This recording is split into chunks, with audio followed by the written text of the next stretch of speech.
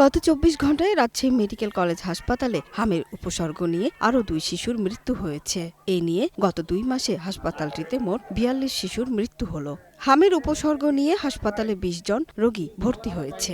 বর্তমানে চিকিৎসা নিচ্ছে হামে আক্রান্ত ১৩৮ জন রোগী। হামের প্রাদুর্ভাব ঠেকাতে গোদাগাড়ী উপজেলায় দ্বিতীয় দিনের মতো চলছে শিশুদের হামের টিকাদান কার্যক্রম। উপজেলার ৩১টি টিকাদান কেন্দ্রে প্রায় ৪২,০০০ শিশুকে এই টিকা প্রদান করা হবে। রংপুর বিভাগেও বাড়ছে হামের প্রকোপ। গেল ২৪ ঘণ্টায় এই বিভাগে ৭ জন রোগী ভর্তি হয়েছে হামের উপসর্গ নিয়ে। বর্তমানে ভর্তি হয়ে চিকিৎসা নিচ্ছে ৩২ জন। নেত্রকোনায় গত ২৪ ঘণ্টায় হামের উপসর্গ নিয়ে হাসপাতালে ভর্তি হয়েছে ১২ শিশু। এদের মধ্যে ৬ জন ভর্তি হয়েছে সদর হাসপাতালে, ৬ জন উপজেলা স্বাস্থ্য কমপ্লেক্সের আইসোলেশন ওয়ার্ডে। ২ জনের অবস্থার অবনতি হওয়ায় উন্নত চিকিৎসার জন্য পাঠানো হয়েছে ময়মনসিংহ মেডিকেল কলেজ হাসপাতালে।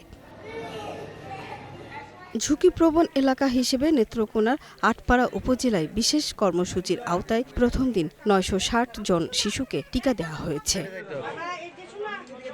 নীলফামারী জেনারেল হাসপাতালে বর্তমানে হাম আক্রান্ত হয়ে ভর্তি রয়েছে ১১ জন শিশু। এদের মধ্যে বেশিরভাগই ৬ মাস থেকে ৫ বছরের শিশু।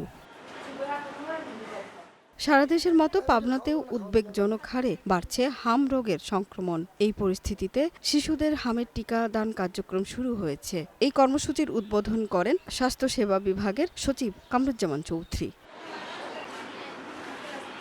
অভিভাবকদের সতর্ক থাকার পরামর্শ দেওয়ার পাশাপাশি শিশুদের টিকাদান নিশ্চিত করার আহ্বান জানান স্বাস্থ্য সংশ্লিষ্টরা। সুরাইয়া অনু, গ্রিন নিউজ ডেস্ক।